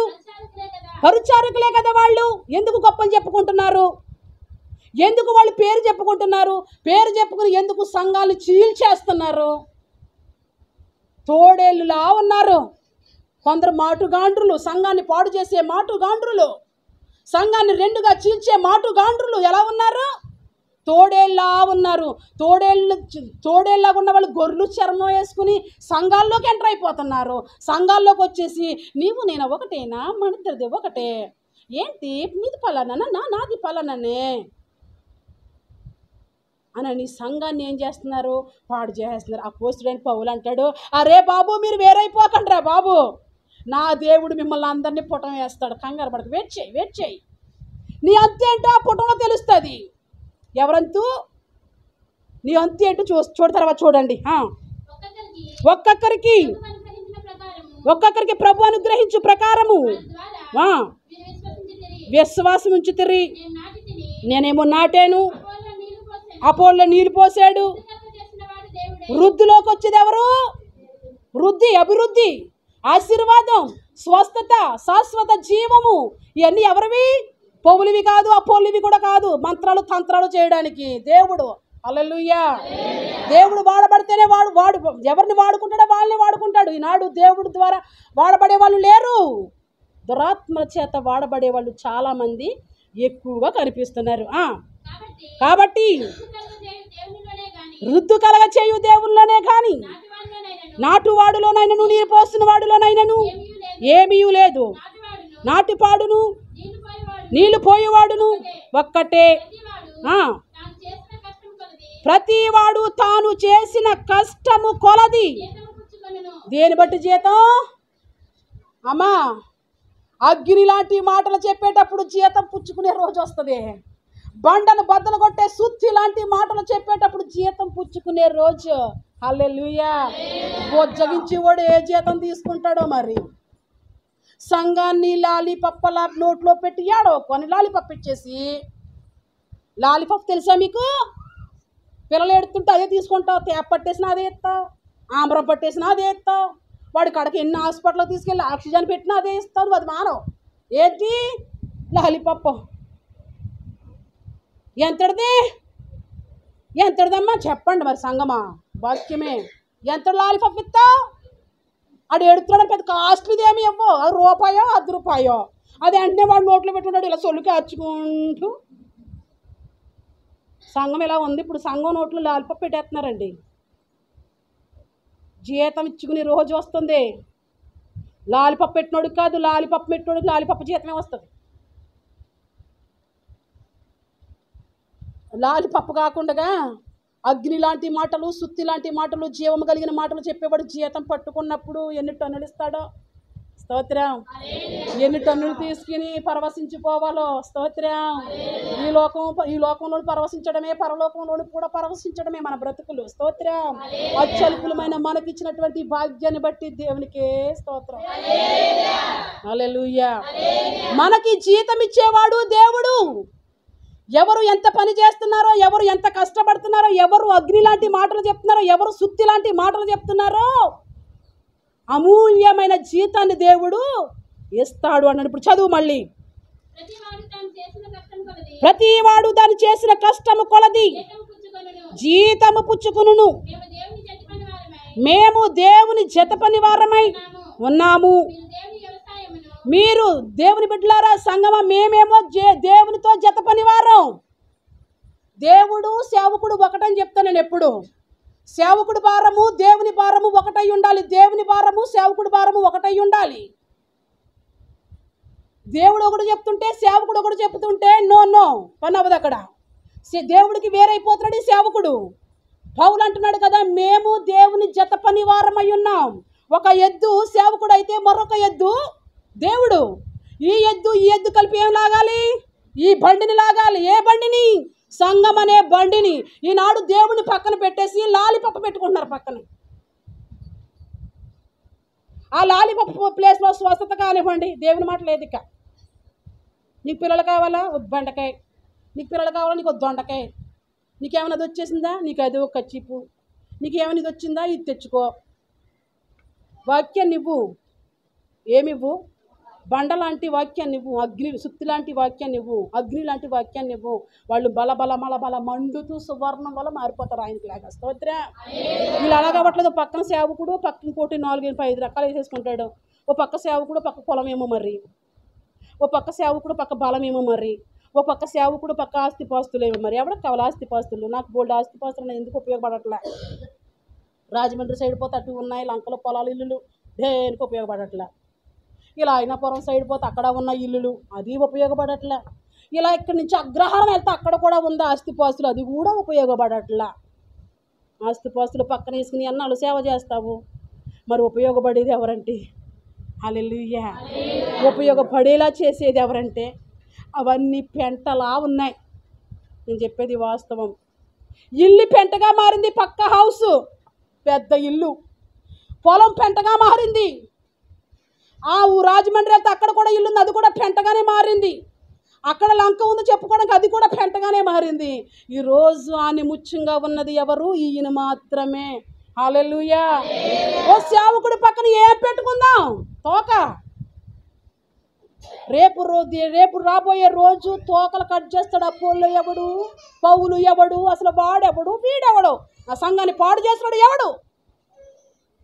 అగ్ని లాంటి మాటలు చెప్పినా మానేసి, సుత్తి లాంటి మాటలు చెప్పినా మానేసి, వాడి గురించి వాడు డప్పేసుకున్నవాడు ఎవడు? వాడు తీసుకురండి వాడిని అనే రోజు రాబోతుంది. ఆ రోజు జీతము పుచ్చుకునే రోజు. కొందరేమో పాపులంతా అరిచే రోజు, పరిశుద్ధులంతా దేవుణ్ణి స్తుతించే రోజు. ఆ రోజున నీ పరిస్థితి, నా పరిస్థితి ఏమవుతుందో బిడ్డ సంగమా ఆలోచన చెయ్యండి. ఇక్కడ ఇంకా కిందకు వస్తే అంటాడు కదా, మేము దేవుని జత పనివారము, మీరు దేవుని వ్యవసాయము, దేవుని గృహమునై ఉన్నారు. దేవుడు నాకు అనుగ్రహించిన కృప చొప్పున మేము నేర్పరి అయిన శిల్పకారిని వలె పునాది వేసి తిని మేము వేసిన పునాది మీద మరొకడు కడుతున్నాడు, దాని మీద ఎలాగూ కట్టుచున్నాడు జాగ్రత్తగా చూసుకొనవలెను. వేయబడిన పునాది తప్ప మరొక పునాది ఎవడు వేయలేడు. ఈ పునాది యేసుక్రీస్తే. ఎవడైనను ఈ పునాది మీద బంగారము, వెండి, వెలగల రాళ్ళు, గడ్డి, కొయ్యకాలు పొదునైన వాటితో కట్టిన ఎడల వాని పని అక్కడ కనిపిస్తుంది. ఆ దినము దానిని తేటపరుచును. అది అగ్ని చేత ఏమవునంట? అగ్ని చేత. దేని చేత? అగ్ని చేత పరీక్ష. ఈ మాట కోసం చదివించాను. నీ పరీక్ష, నా పరీక్ష, మనందరం చేసే సేవా జీవితము ఎందులో పరీక్ష అవుతుంది? అగ్నిలో పరీక్ష రాబోతుంది రేపొద్దున.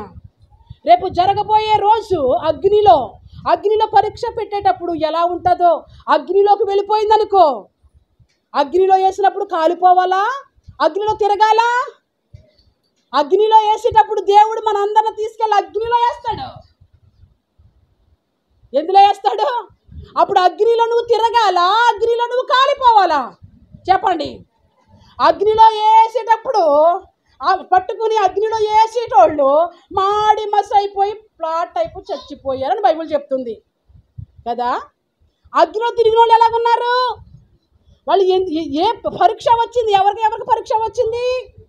దేవునికి, ఆ భక్తులకి పరీక్ష వచ్చింది. అప్పుడు వీళ్ళు ఏం చేస్తున్నారు? లోపల తిరుగుతూ ఉన్నారు. చనిపోయారా? బ్రతికారా? రేపు నిన్ను, నన్ను, సంఘాలన్నిటిని తీసుకెళ్ళి దేవుడు అగ్నిలో వేయబోతున్నాడు. అక్కడ అగ్నిలో ఏంటది? పరీక్ష జరుగుతుంది. సంఘానికి పరీక్ష జరుగుతుంది. అగ్నిలోకి వెళ్ళిపోయి మాడి మస్ అయిపోయావా? కాలిపోయావా? ఇక తప్పదు నీకు. అగ్నిలోకి వెళ్ళి అగ్ని తోట నువ్వు కాల్చేటప్పుడు తుప్పుందనుకో మాడుతుంది. బంగారం పట్టుకెళ్ళి అగ్నిలో వేస్తే ఆ మురుగు తీస్తామని చెప్పి మురుగుతో పాటు బంగారం కూడా తీసేస్తారు.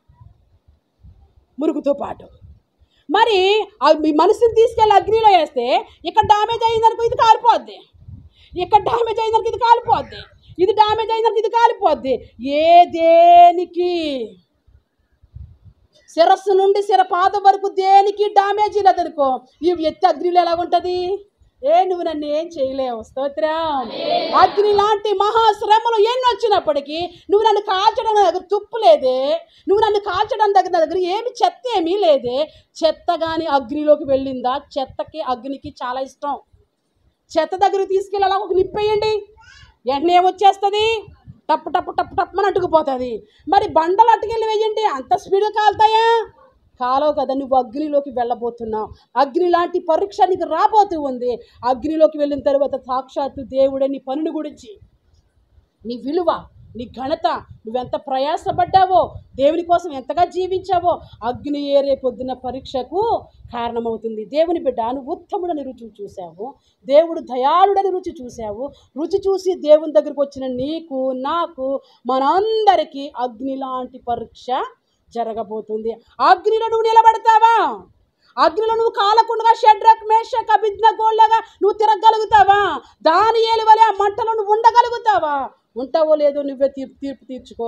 నువ్వు ఎలాంటి భక్తి చేస్తున్నావో, దేవుని కోసం బ్రతుకుతున్నావో, ప్రకృతి సంబంధంగా బ్రతుకుతున్నావో, దేవుని కోసం బ్రతుకుతున్నావో, ఇరుగు పొరుగమ్మ కోసం బ్రతుకుతున్నావో, అది నీ విజ్ఞప్తికి విడిచిపెట్టాను. విన్న వాక్యం ద్వారా నువ్వు మరింత రూపాంతరం పొందాలని మనసారా కోరుకుంటూ ఈ మాటలు ముగిస్తున్నాను. దేవుడు మీ వినికుల్లో ఈ మాటలు దీవించునుగాక.